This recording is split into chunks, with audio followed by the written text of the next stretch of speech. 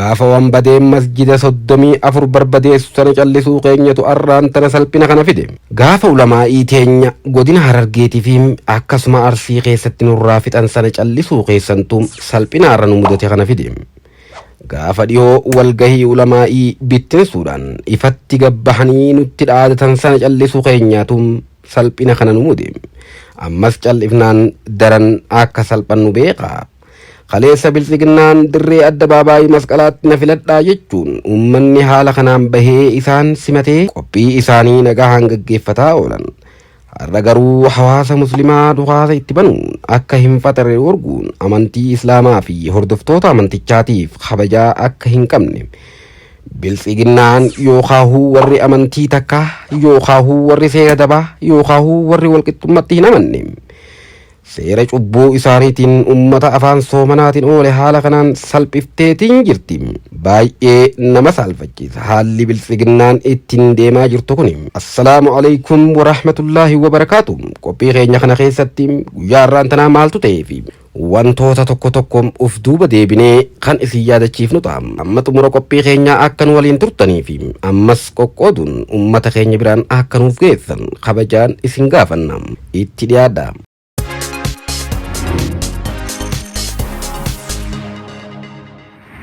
Ya ummata faanki ana daga'u obboleewwan dhiiraa kan dubartii ta'u kan gamaa gamana dhihoo fagoo taa'u salaamtaan koo qilleensarraan si naga'u assalaamu alaykum warahmatuhu minhu wabarakatuhu min Allahi ta'aalaa arganne ergamaa jaala. Namni isin laaltanii agartan kun Sheekh Abdallaadha jedhama. Dhalataa magaalaa Baddeessaatii fi achuma kan jiraatudha ture. Sheekh Abdallaan badii tokko malee ajjeefame. Sheekh Abdallaan jiraataa magaalaa Baddeessaa yommuu ta'u nama jechoonni isaatii fi haasawni inni taasisu akka dammaa mi'aawuu fi akka manguddottis hawaasa magaalaa Baddeessaa tajaajilaa turedha. Sheekh Abdallaan bara dabre waraana mootummaatiin ajjeefame. Sheekh Abdallaan maaliif ajjeefame? Akkamittiin ajjeefame kan jedhu akka itti aanu kanatti gabaabsinee gurra siin buufna. Yeroo artistaa Haacaaluu Nurraa ajjeesan sana Oromiyaa guututti hiriirri bahamaatiin ture. Namoota baay'ee ajjeesuudhaan ummata keenya afaan qabachiisan illee hiriirri biyya alaa daran cimee itti fufuudhaan miidiyaaleen Oromoo kanneen akka OMN biyya alaa irraa tamsaasa kallattiitiin biyya keessatti dabarsaatiin ture. Oromoon biyya keessaa miidiyaa Oromoo banattee dhaggeeffatti. Sagaleen hiriiricha keessatti dhagahamaa ture daahun Abiy, Justice for Haacaaluu Hundeessaa, Firii Joowar Mohammadii fi kanneen kana fakkaatanidha ture.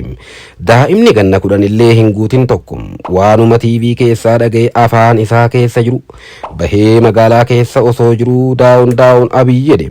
Hiriirri yeroo sana taasifamaa ture tokkos akka hin jirre namni odeeffannoo kana nuun ga'e kun nutti himeetiin jira. Mucaa xiqqaa kophaa isaa deema daahun Abiy jedhu laalee waraanni Abiy rasaasaan mataa keessa dhawee lafa buuse. San boodas namni sodaa waraanaatiif maaliif ajjeeftan jedhee hiriira taasise hin turre. Guyyaa itti aanu daa'ima kana awwaaluudhaaf ummanni bakka qabritti wal gahe. Akkuma nama kamuu manguddoon biyyaa yookaan sheekni biyyaa qabri irratti ummataaf gorsa kennuun beekamaadha. Iddoo qabrii sanatti Sheekh Abdallaan haqa dubbachuu Rabbiin isarratti waajiba godhe dubbate. Dubbiin Sheekh Abdallaan dubbate maali? Sheekh Abdallaan akkas jedhe. Lubbuu Rabbiin dilii isaa irraa hin gaafanne yookaan daa'ima Rabbiin badii isaatiif hin gaafatu waan ta'eef akkas jedhe. Lubbuu daa'ima Rabbiinuu badii isaatiif hin gaafanne. Badii maaliif jecha ajjeefame jecha jedhu qofa dubbatuudhaan du'aa'ii godhaatiniin turan jedha. Yeroo kana keessatti basaasonni mootummaa kanneen qabrii sanarratti ummataa wajjiin argaman maaliif jecha kana dubbataa qofaaf bilbilanii waraana yaaman? Waraana yaamuu qofaa miti qubaanis sheeyitichi sun isa kana jechuudhaan itti akeekan jedha namni kun.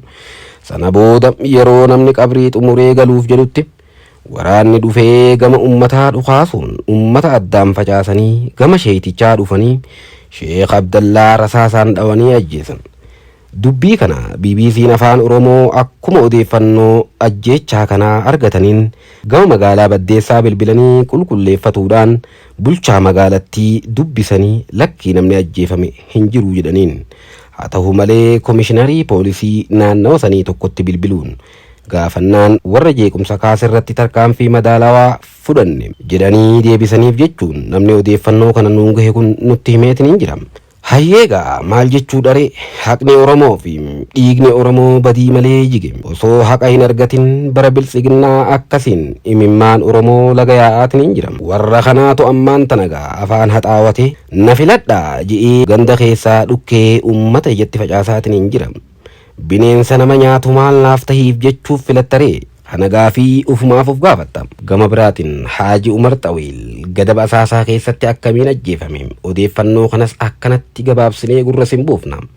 Gaafii nan gaafachaa jiru kana magaala gadaba asaasaa keessattuu maaltu ta'e odeeffannoo nama ajjeefame nama du'ee odeeffannoo aalimticha ajjeefame maatii waliin haadha warraatiif daa'imum ji'a 3 wajjin kan ajjeefame Umar Xawiil.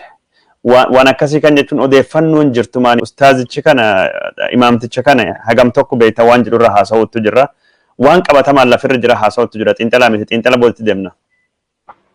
Okay, qabatamaan wanti asaasa keessatti ta'e odeeffannoo hangaan qabutti an jalqabarraa dheengadda wanta ta'e irraa jechaadha. Jalqaba wanti asaasa keessatti ta'e dhibamuu Jawaar Mohammadii fi yaala dhabuu Jawaar Mohammad erga dhagahameen boodatti mormiin ummataa dhoohee ture waraanni ammoo magaalaa san keessa qubatee jira. Hedduminaan ammoo naannoo kamirraayyuu adda akka ta'etti naannoo sana keessatti waraanni baay'ata.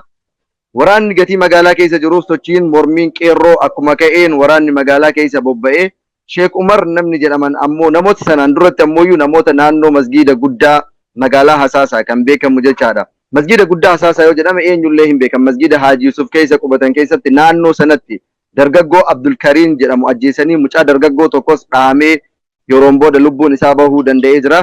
Sana booda ustaaza bakka bu'aa yookiin ammoo imaama dabalataa imaama lama qaba masgiidni guddaan sun imaama tokko kan ta'an Sheek Qaasim kan jedhaman dhufanii waraanni mootummaa kabajaa tokko malee osoo hin kenniniif imaama kabajamaa fi magaalaa san keessatti ummanni ol jedhanii ija isaanii keessa iyyuu laaluun nama ulfaatu waraanaan miila isaanii naannoo jilbaa gadii dhahanii jiranii waan mirkaneeffanne qofarraa hin siif himaa.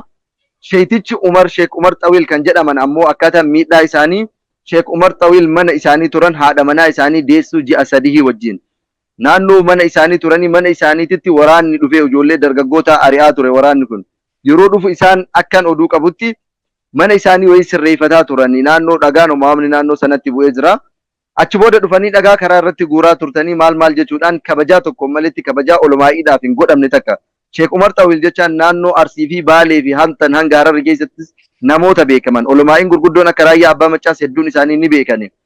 Kanaaf sheetichi kun daawaadhaan beekamanii sheeticha kana dhufaniitiin kabajaa takka osoo hin godhiniif akka aalimaatitti osoo hin taane akka nama duuriyyeetitti itti haasa'anii sana booda isaan illee itti dhiisaniitiin an wanti karaa cufuuf illee jiru an nama guddaadha aalima isin wajjin haasa'uu hin danda'u namootuma biraa namootuma isin fakkaatan yookiin ammoo namoota yakkoota kanaan shakkaman wajjin haasa'uu hin dandeessan jedhanii gara manaa seenan.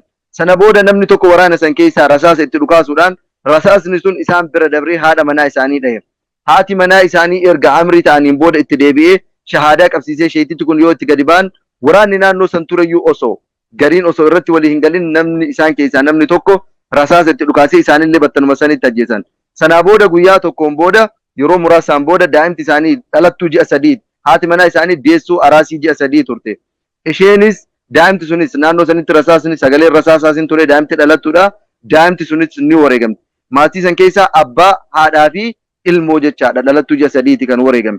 Wanti magaalaa Hasaasaa keessatti ta'e kana fakkaata gabaabumatti jechuudha. Maanguddichi kun bakka jiranitti maanguddoo araaraati bakka inni quraan qabatattu wanni akkasii kun irratti dhaqqabe mootummaan kun amantii fi maanguddoo fi kabaja kinni hin qabne ka agarsiisu tokko mee Qaasim kanaaf jechuun Haaji Umar Xawiil lachuu akka malee maanguddoota warri kan namni qaamaan beekuun jira san keessa namni gurri isaa dhagahee yookaan qaamaan arge waan isaan nutti himtan. Sheek Umar Xawiil illee magaalaa keessatti sirriitti beekna. Sheek Qaasim jechaan anaaf ammoo ustaaza kan kooti na barsiisan madrasaa magaalaa Hasaasaa keessatti mana barumsa Mujammaa jedhamu keessatti na barsiisan an madrasaa isaan irraa baradheera.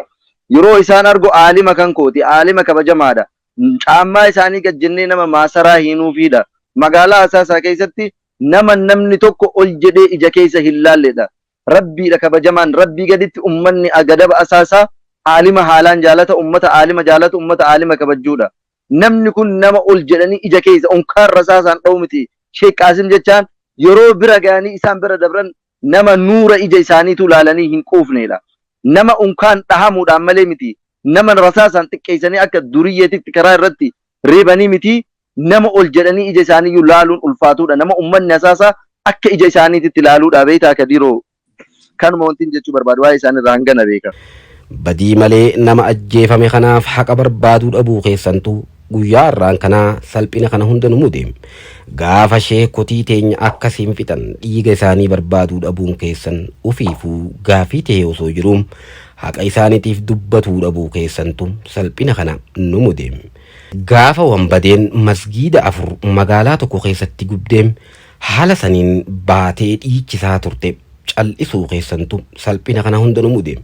Guyyaa irraan tanaa magaalaa Finfinnee keessatti ummata soomana furaaf adda baabaayii masqalaatti wal gahe haala saniin salphisanii adda facaasan.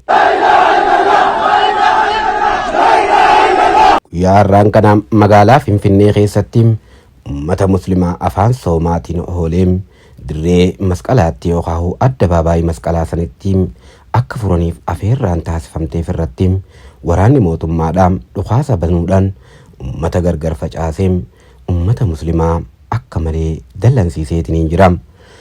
Osoo dirree walgahii san irratti ummanni muslimaa wal hin gahin dura Ustaas Kaamil Shamsuudhaan akkas jechuudhaan gama fuula feesbuuka isaatti maxxanse.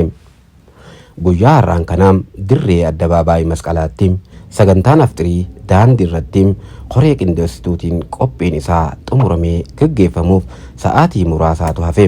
Kaayyoon sagantichaa nageenyaa fi jaalala labsuu ta'uu wajjin daran miidhagee bifa miidhagina biyyattii addunyatti ibsuu akka danda'utti hundinuu gahee isaa bahachuudha qaba. Sochiin faallaa kanaa godhamu kamuu walqixxummaa fi abbaa biyyummaa ummata islaamaa gaafii keessa waan galchuuf fudhatama hin qabu. Kana caalaa ammoo ummaticha qabsoo sadarkaa biraatiif waan afeeruuf hunduma keenyaafuu gaarii hin ta'u. Ummata tokkummaa fi nageenyaaf jecha mirgi isaa yeroo dhiibamu obsaan dabarsuu kabajuu mannaam daran mirga isaa sarbuuf socho'uun mirga isaa obsaan eeggachuudhaaf akka kutatee lafaa ka'uun afeerra. Faayidaa walootiif socho'uu mannaam kan biraa ukkaamsee of qofaaf jiraachuuf qaama socho'uu garaa gidduutti fiduun kan danda'amu mirga guutuuf qabsaa'uudha. Kanuma jechuun Ustaas Kaamil Shamsuu gama fuula feesbuuka isaatti maxxanse. Turtii yeroo muraasaa booda uummanni achitti wal gahee afxirii eeggachaatiin ture. Turtii muraasa booda waraanni mootummaadhaan itti dhufuudhaan dhukaasa irratti bananii boombii aaraatiin uummata ukkaamsanii gargar akka bittinsantu hiriira kanarraa mul'ata. Sana booda ammoo uummanni Allahu akbar jechaa magaalattii keessatti hiriiras akka taasise ni mul'ata. Kanuma hordofuudhaanis Ustaaz Ahmaddiin Jabal akkana jechuudhaan gama fuula feesbuuka isaatti maxxanse. Walqixxummaa malee lammummaa sadarkaa lammaffaa hin fudhadhu uummata muslimaa jedheef Faxiriin jarri qopheesse kana fakkaata jechuudhaan suuraalee waraanni mootummaadhaan taankii gurguddaa fi qawwee gurguddaadhaan haala kanaan uummata roorrisaa turan gama fuula feesbuuka isaatti maxxansuudhaan jecha gabaabaa kana irratti barreessee isin hubachiiseetiin jira. Egaa mootummaa kana mootummaa eenyu akka ta'e hanga ammaan tanaa warri hin hubatin kanarraa waa baay'eedha hubate jenneeti abdanna. Hundumaafuu kabajamtoota dhaggeeffattoota keenya mootummaan kun mootummaa eenyu akka ta'ee fi olaantummaa amantii kamii yookaan sirna akkamii deebisaa akka jiru wanta har'aan tana ta'e kanarraa hubachuu ni danda'ama. Kanaafuu uummanni keenya tokkummaadhaan harka wal qabannee bakka jirru hundumti keenyaa gaafii mirgaa akka gaafannuuf mootummaa kanaan gochaa gara jabinaa akkanaa kana uummata keenyarraa akka dhaabu gaafachuudha qabna. Egaa hangana eega jenne booda guyyaa har'aan tanaatiif qopheeffanne kanumaan xumurra. Hamma qophii biraa qabannee walitti deebinutti nagaa hannuuf turaasiniin jenna.